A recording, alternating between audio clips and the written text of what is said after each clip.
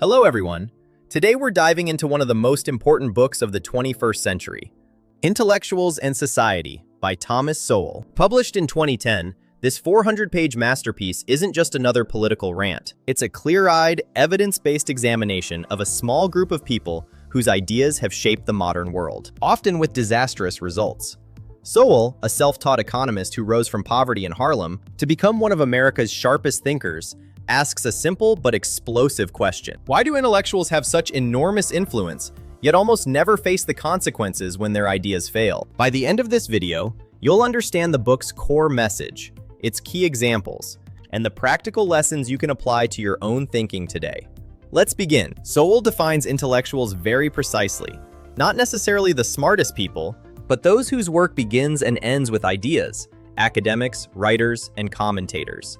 Unlike engineers or doctors, their success is judged by peer applause, not real-world results. During the 20th century, intellectuals on balance made the world worse and more dangerous.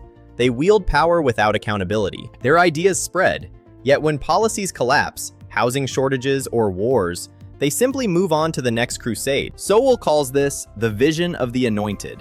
Intellectuals see themselves as morally superior guides. They believe human problems are solvable through enough government planning and intervention. Sowell contrasts this with the tragic vision, the view that human knowledge is limited and trade-offs are inescapable. The anointed vision says, "We know better. Let us redesign society."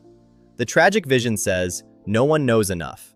Intellectuals filter reality to fit their preconceptions, cherry-picking data and ignoring contrary evidence. They rely on verbal virtuosity, clever rhetoric, and moral grandstanding instead of hard numbers. For example, intellectuals repeatedly praise Soviet central planning while markets lifted billions out of poverty.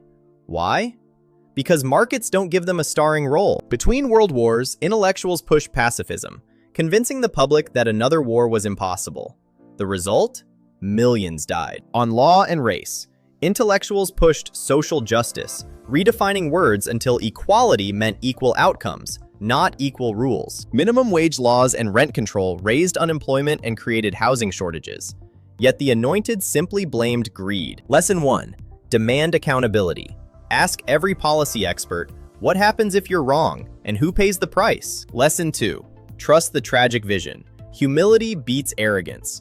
Respect the wisdom in decentralized decisions. Lesson 3.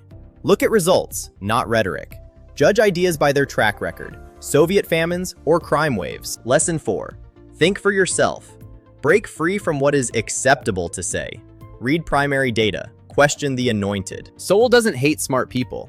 He simply insists that intelligence without judgment and ideas without consequences are dangerous. Intellectuals and society will make you skeptical of headlines and grand plans, but it will also make you wiser.